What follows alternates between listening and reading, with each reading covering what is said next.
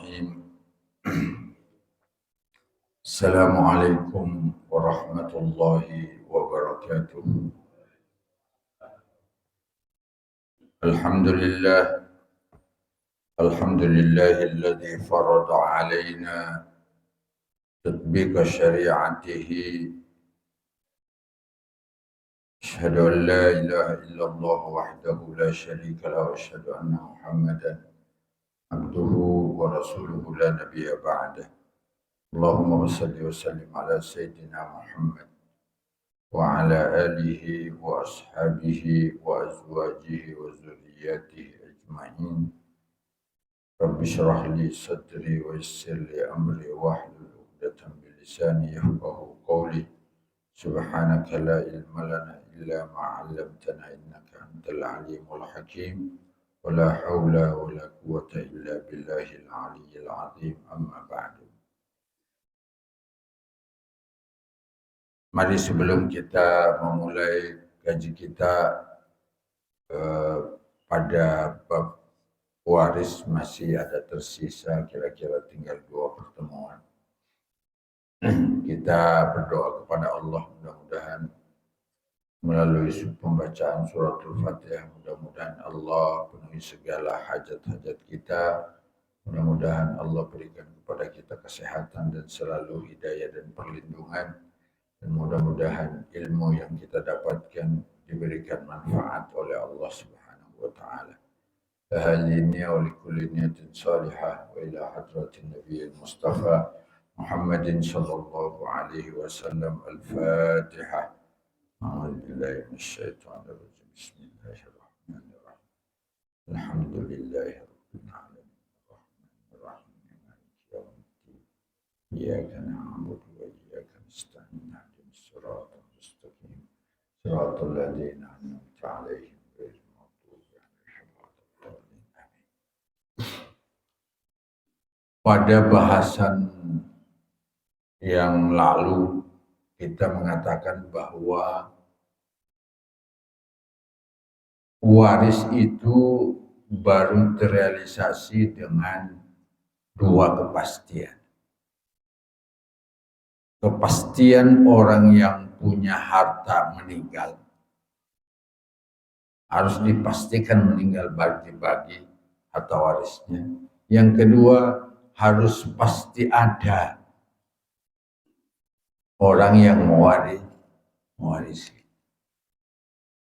Persoalannya kemudian yang akan timbul dalam pembagian harta waris, dalam perhitungan para alim ulama, kadangkala ada situasi orang yang mewariskan udah pasti meninggalnya,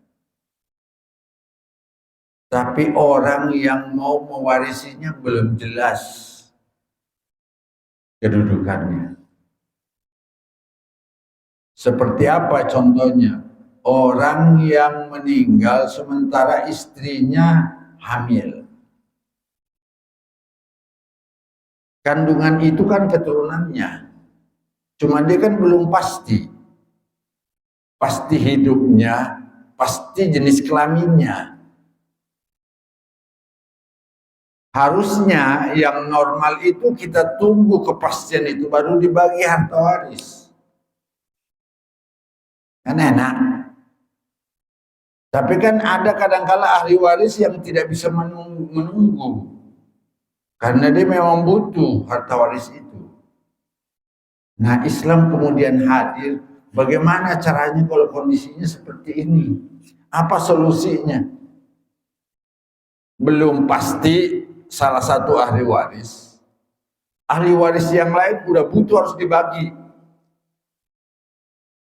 Dan kadang-kala ada situasi seperti itu. Kalau sama-sama ahli waris mengatakan, ntar aja dibaginya, udah aman. Ya kan Pak, aman kan? Ya tinggal kita tunggu. Paling kita tunggu 4 bulan atau 6 bulan atau 5 bulan. Anak itu akan lahir, pasti statusnya. Dia hidup, jenis kelaminnya apa jelas. Gitu. Tapi kalau ada ahli waris yang lainnya mendesak dan memang dia berhak untuk menerima, sudah. Dia butuh. Maka saat itulah kemudian solusi yang dihadirkan. Makanya kemudian dalam bab waris ada disebut taurisul hamli. Bagaimana mewariskan kepada orang yang masih di dalam kandungan. Ya. Contohnya, ada seorang meninggal dunia, ya, meninggalkan ahli waris seorang istri, ya, seorang istri, seorang ibu, dan kemudian apa? Istri yang hamil tadi sama 3 anak laki-laki.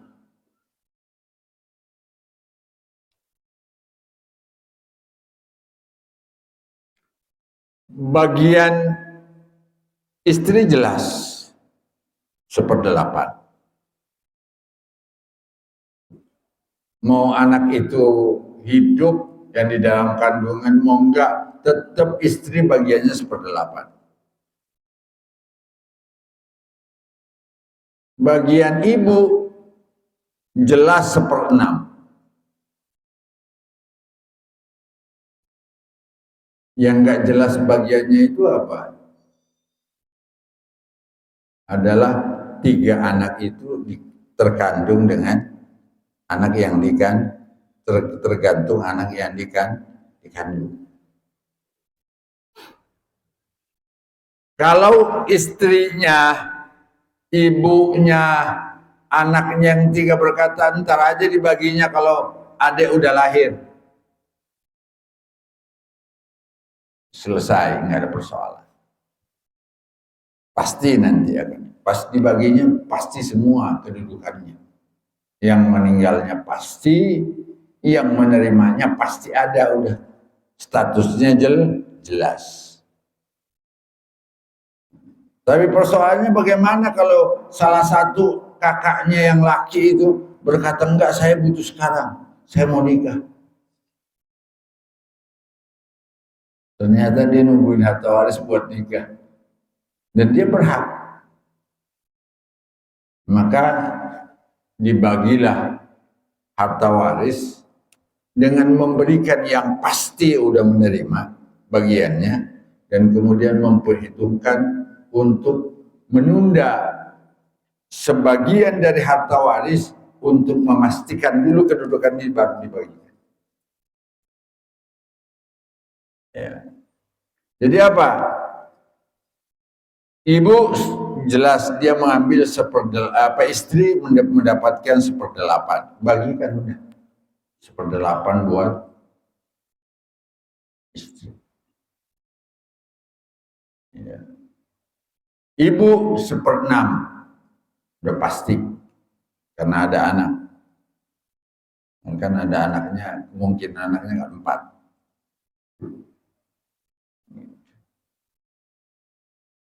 Kita perhitungkan yang kita tunda itu anak yang dikandung itu laki. Maka apa? Dia kan asobah itu semua itu berempat. Ya, dia menghabisin udah. Berarti asal masalahnya adalah 24. Ibu dapat 3. Istri dapat 3.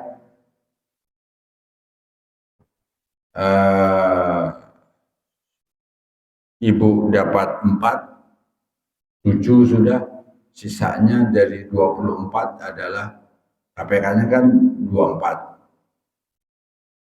Sisanya kemudian apa? Diperhitungkan anak ini laki. 24 itu sisanya berarti 24 dikurangi 7.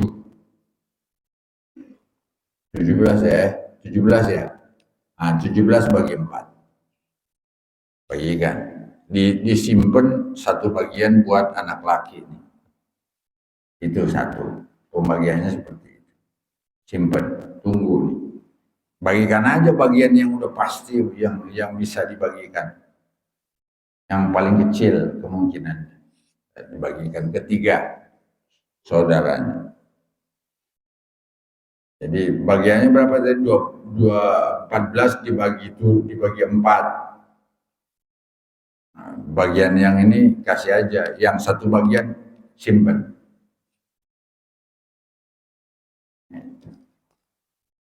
Nanti kalau umpamanya bagiannya dia adalah anak laki, ya udah tinggal bagikan aja pas dia lahir bagiannya yang kita simpenin. Kalau dia anak perempuan, ya berarti apa? Hitungannya dia setengah dia dapat dari abangnya, setengahnya bagiin lagi ke abangnya yang 3.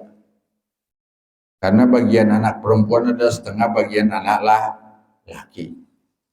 Nah seperti itu, jadi ada dua jalur kemungkinan pembagian.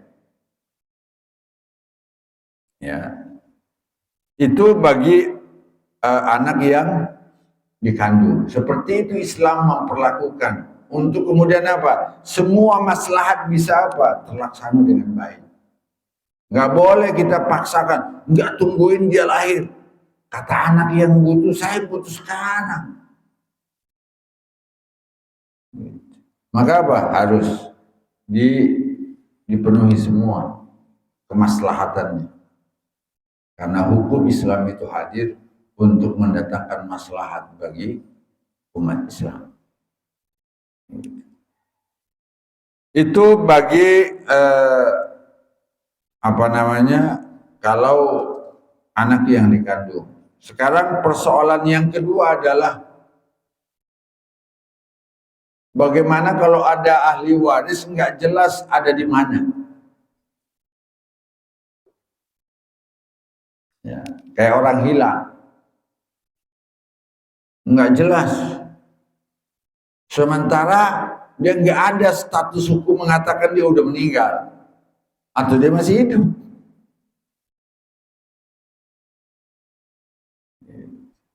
Ini orang yang hilang. Ada tuh orang yang hilang sampai sekarang belum diketemuin. Iya kan?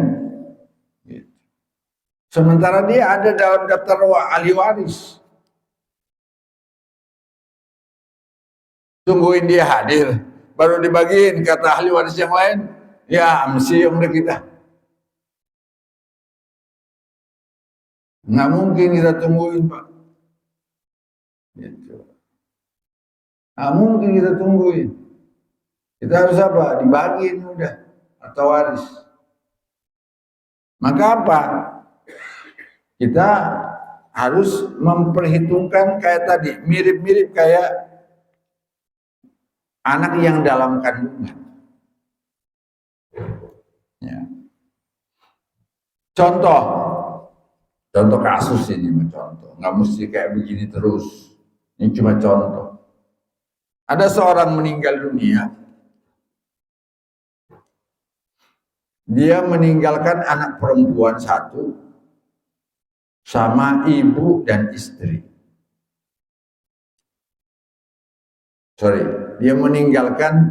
Ada seorang meninggal, dia meninggalkan seorang ibu, seorang anak perempuan, dan suami.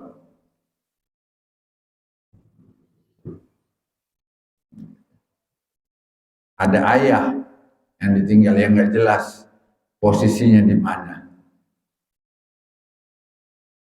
Yang biasanya menuntut cepat dibagi itu kira-kira siapa dari ahli waris ini, Pak? Suami, anak perempuan, ibu, sama bapak yang nggak jelas. Kira-kira dari 3 ini siapa yang menuntut cepat dibagi, Pak? Biasanya yang minta menuntut cepat dibagi itu suami, Pak. Dari harta istri. Mau ngapain? Mau nikah lagi.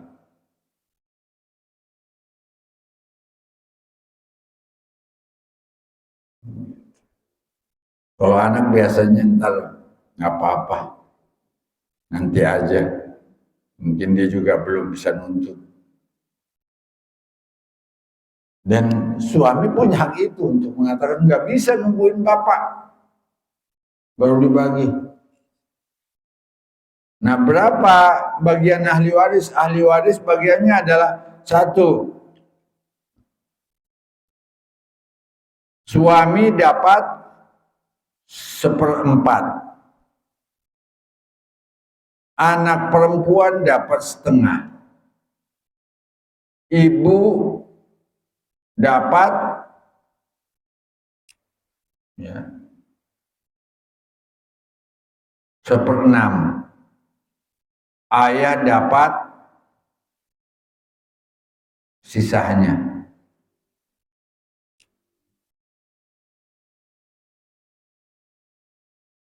Jadi apa? Suami berkata, saya mah nggak ada pengaruhnya ditemuin apa tidak ditemuin itu bapak. Saya nggak ada pengaruhnya dengan ahli waris saya, mah nggak ada pengaruhnya. Pasti mas saya dapatnya berapa? 1/4. Anak dapat setengah, ibu ya, dapat 1/6. Maka apa? Udah bagikan aja hartanya. Ya disisain bagiannya bapak sampai dia pasti nanti baru dibagikan. Kalau dia nggak benar-benar diputuskan oleh pengadilan mengatakan bahwa dia udah meninggal, udah ada ketetapan hukum pasti, walaupun orang ini masih hidup mungkin, tapi ditetapkan oleh pengadilan setelah sekian tahun ditungguin, enggak ini udah meninggal melalui ketetapan hukum, maka apa? Barulah harta warisnya dibagikan lagi ke yang lain. Ditunggu sampai ada ketetapan hukum yang pasti. Ya kalau enggak ya udah digantung terus tuh bagian dia. Sampai ada kepastian kalau kabarnya udah meninggal atau ada kabarnya dia masih hidup, pulang. Ini kan banyak orang zaman sekarang kan. Sekian tahun dia menghilang, nggak jelas rimbanya di mana. Setelah 20 tahun dia balik. Kalau tidak ada ketetapan hukum mengatakan bahwa dia udah meninggal, pas balik tetap dia punya hak. Nah, makanya itu tetap ditungguin hartanya. Berarti berapa? Suami dibagikan 1/4, anak perempuan dibagikan setengah, ya. Bagiannya bapak, asobah itu, ya sisa itu, ya diberikan ke, ya. Nanti kalau seandainya ini orangnya udah pasti, ya 1/4 dari bagiannya bapak diambil oleh suami, 1/4 bagiannya, setengah bagian bapak yang sudah pasti meninggal itu yang hilang diambil oleh anak, sisanya diambil oleh ibu. Seperti itu cara pembagian. Jadi ada uang yang kita tawakufkan namanya.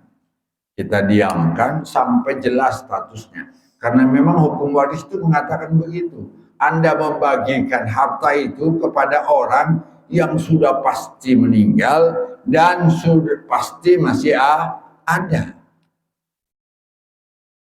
Orang yang waris yang meninggal, dia harus pasti meninggalnya baru hartanya dibagikan. Kalau ada orang masih nggak jelas statusnya, jangan dibagikan dulu harta warisnya, Pak. Bapak nih menghilang, nggak jelas, nggak ada rimbanya, nggak ketahuan, harta warisnya banyak, tungguin. Biar ada ketetapan hukum dulu mengatakan bahwa dia udah meninggal, bahwa dia baru harta warisnya dibagi-bagi. Begitu juga haknya. Pasti dulu dia baru diberikan haknya. Nah, begitulah aturan pembagian harta waris. Kemudian yang selanjutnya adalah yang mirip-mirip semua ini, wal ghorqa, orang yang tenggelam. Tenggelam kan belum tentu pasti meninggal. Kecuali kalau udah jelas dia tenggelamnya di mana, terus ditungguin sampai diputuskan oleh tim SAR bahwa dia Kalau nggak diketemuin, kalau tenggelam di kapal umpamanya, di laut lepas, tetap kita nggak bisa memastikan. Siapa tahu dia dibawa nelayan, dia ngikut ke nelayan, temukan nama nelayan, terus dibawa ke negara lain. Wal gorko, orang yang tenggelam. Wa ammal gorko wa man ilaihi kal hadami fal hukmu inda ahli ilmi annahum la yatawarasuna fi ma bainahum wa warisa kullu wahidin minhum wa yarisu kullu wahidin minhum wa warisatuhu min ghairi halkal hadis. Ya. Sama kalau orang tenggelam juga begitu, nggak bisa diwarisi hartanya sebelum jelas kedudukannya di mana. Ya, orang yang tenggelam dari kapal yang tenggelam dalam perjalanan, maka kita juga harus memastikan, nggak boleh main bagi aja, harus dipastikan.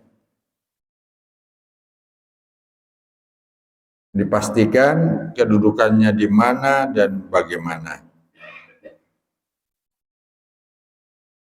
Di sini dikatakan wa misalu zalika, contohnya an yahdusa akhawani fi hadisin wa lam yu'lam ayyuhuma mata awwalan. Yang repot itu kalau yang tenggelam itu dua orang yang bisa saling mewarisi.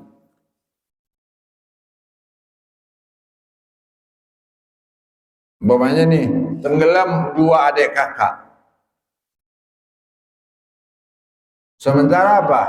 Yang meninggal itu ayahnya, harta ayahnya yang harus diwarisi. Kan adik kakak bisa, kalau salah satunya meninggal, bisa diwarisi oleh bagiannya itu oleh kakaknya yang hidup atau adiknya yang hidup.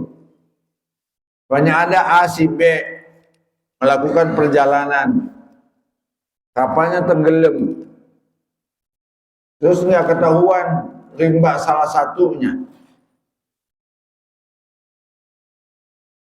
Yang satu ditemuin, yang satu nggak jelas.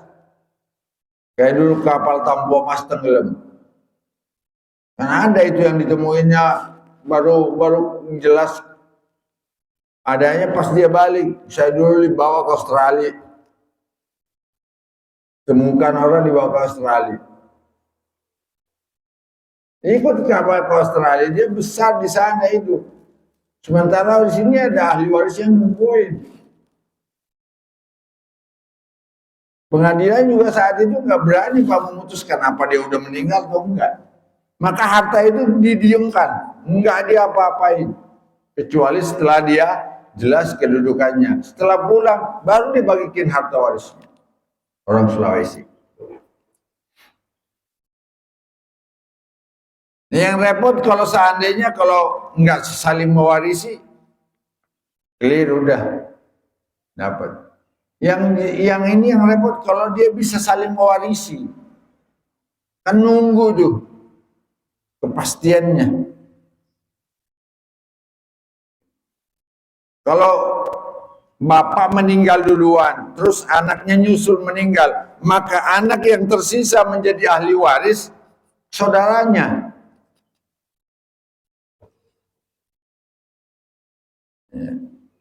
Kan dia jadi apa? Ahli waris sekaligus pewaris. Dan itu harus pasti semua kedudukannya, baru diterapkan hukum pembagian. Ya, maka di sini katakan wa yuwarisu sunani biduni wal ilmul mazkur wal amul mazkur fa iza hakama an yaris kullu wahidin minhuma warasahu faqat fa mirasul awal zaujah walahas sumun wa ibnatuhu wa lahuman nis wal baqi lil am wa yarisu tsani bimasabatin lahuma as-sulusan wal baqi wa huma sulus faqat. Jadi kalau seandainya ahli warisnya adalah istri, ada dua anak, ya, yang satu enggak jelas kedudukannya, kemudian ada ibnatun, ada anak perempuan, ya, yang jelas hidupnya, wal baqi enggak jelas, maka apa? Harta warisnya dibagikan. Disisakan seukuran bagian orang yang hilang ini, baru pasti baru nanti dibagikan lagi. Ini yang mewaris ini dibagikan setengah dari seluruh harta atau seperempat dari seluruh harta. Kalau nanti nggak ketemu nih harta yang dibagikan ini, diambil lagi setengah untuk anak perempuan, setengah untuk yang lain. Dan yang lain seperti itu. Jadi setengah harus sisa harta yang disisakan nih untuk nungguin status itu yang jelas, dibagikan lagi setengah sesuai bagiannya. Yang buahnya suami yang tadi seperempat, ya dia mendapatkan seperempat dari harta yang kita diamkan untuk mengcover kepentingan.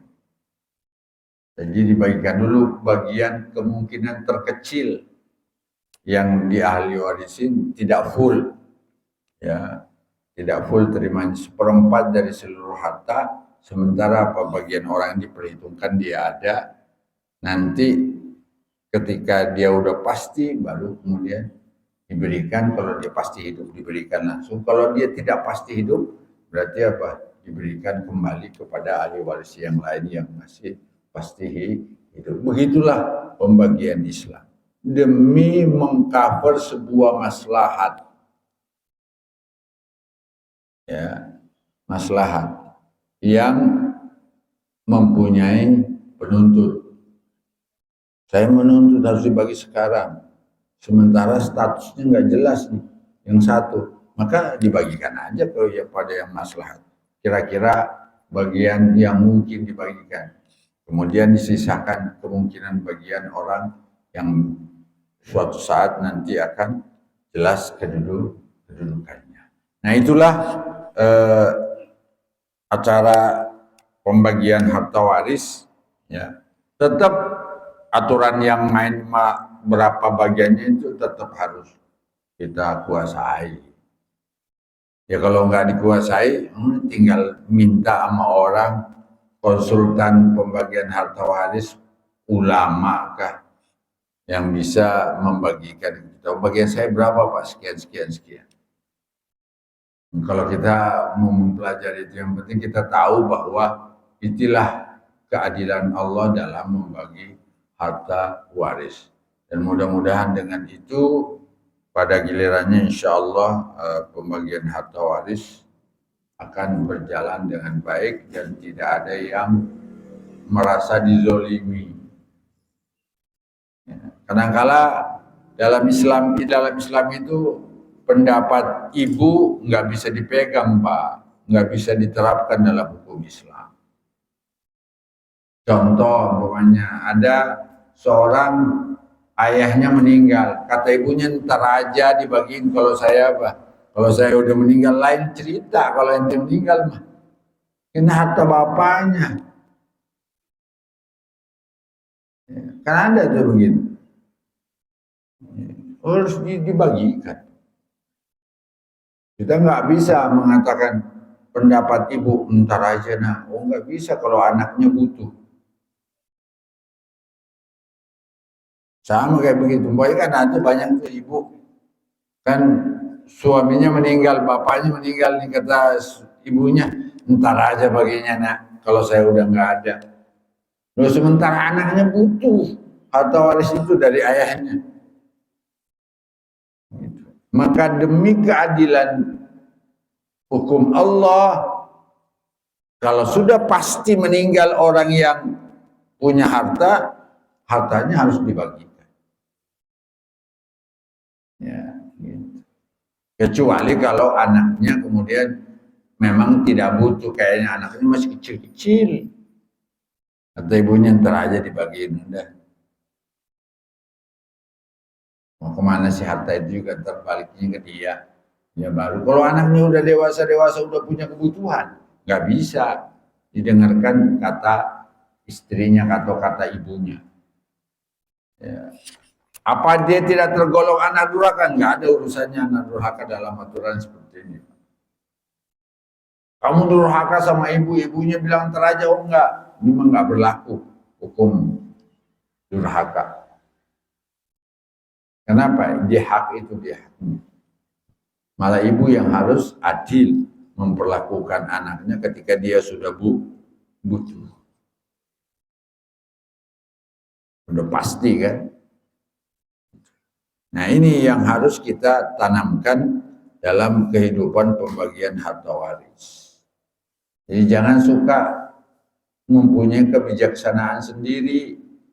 Sama kayak pendapat orang tua. Enggak, pokoknya saya bagi-bagiin. Loh, kalau masih hidup enggak bisa ada harta waris yang dibagi-bagikan, Pak. Kalau masih hidup, orang itu bukan harta waris namanya, itu namanya pemberian.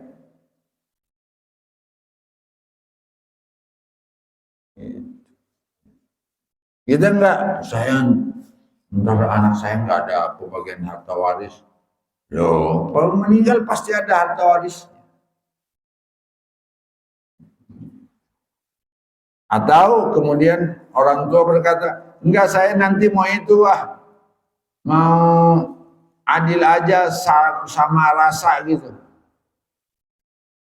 Nggak bisa dalam Islam. Harus dipastikan dulu bagian Anda segini, baru nanti diajukan kepada ahli waris yang lain. Kalau dia setuju, ya boleh sama rasa. Tapi kalau dia nggak setuju, ya nggak boleh disamaratakan. Pokoknya ada orang meninggalkan 3 anak lagi, 1 anak perempuan. Kata bapaknya, ntar sepatahin aja. Nggak bisa.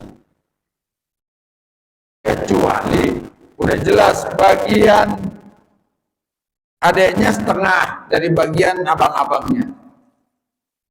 Anda bisa begitu, anak perempuan setengah bagian anak laki. Udah jelas nih, abangnya udah tahu bagiannya seperti itu. Lebih gede setengah daripada bagian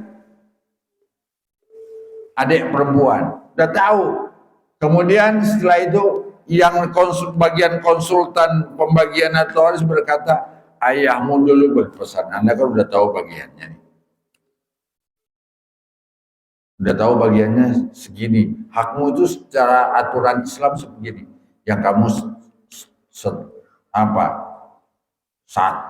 dua bagian, ya, adikmu perempuan 1. Tahu kan? Tahu, Pak.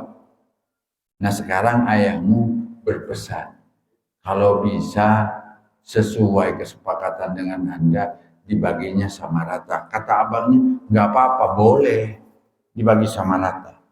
Tapi harus tahu dulu bagiannya, jangan dari awal main bagi rata aja, nggak boleh dalam Islam. Boleh dibagi rata, yang penting orang, nah makanya abangnya disebut tanazul dari beberapa haknya. Berarti dia apa? Tanazul itu artinya apa? Tidak mau menerima haknya sesuai ketentuan. Dia bagiannya di bawah itu, namanya tanazul sebagian. Boleh disamaratakan. Apalagi kalau abang-abangnya berkata, saya udah sukses ini, adik saya masih kuliah, adalah biarin sama rata aja. Kalau perlu malah apa? Bagian saya udah kasih adik aja. Enggak apa-apa. Semua harta waris itu kasih adik aja. Udah biarin, enggak apa-apa, boleh. Setelah abang tahu hartanya bagiannya seberapa. Kalau belum tahu enggak boleh, karena dia mau menyerahkan bagian seberapa dari hartanya. Kan pokoknya nih, abangnya ada 3, anak perempuan 1. Kata abangnya nomor 1, bagian saya bagikan ke anak perempuan. Berapa bagian saya? Sekian. Kan udah jelas tuh. Bagian saya tanazul berikan ke adik perempuan. Kata abang yang kedua, saya nggak mau. Jadi berarti dia tetap bagiannya. Kata abang yang ketiga, enggak, saya juga kasih ke adik. Bisa jadi pendapatan adik lebih gede daripada abangnya, kalau abangnya tanazul. Nah, saya nggak mau, udah sukses ini. Harta itu yang buat adik aja. Boleh, asalkan abangnya sepakat. Tanpa ada paksaan. Nggak boleh tanpa sepengetahuan, itu namanya memaksa, Pak, dalam hukum. Tanpa sepengetahuan orang kita main bagi aja, sama rata. Oh, itu namanya memaksa, keadaan yang membuat memaksa. Nggak boleh dalam Islam. Jadi ada caranya dalam Islam. Sama kayak harta waris ini tadi. Harusnya normalnya ditunggu dia datang. Tapi kan ada hak orang pengen. Ya kalau dia udah tahu haknya segini, ya udah bagikan aja dulu hak yang terkecilnya. Enggak yang sempurna. Nanti kalau udah pasti itu anak yang lahir, hidup atau enggak, baru nanti dibagikan lagi. Kalau maunya yang dikandung meninggal, ya berarti harta yang kita tawakufkan, yang kita diamkan itu, bagikan lagi ke dia. Yang penting kepentingan dia sudah terpenuhi dengan harta waris secara minimal. Kebutuhan dia bisa dia penuhi. Nah, seperti itulah. Waktu bangkit jiwaku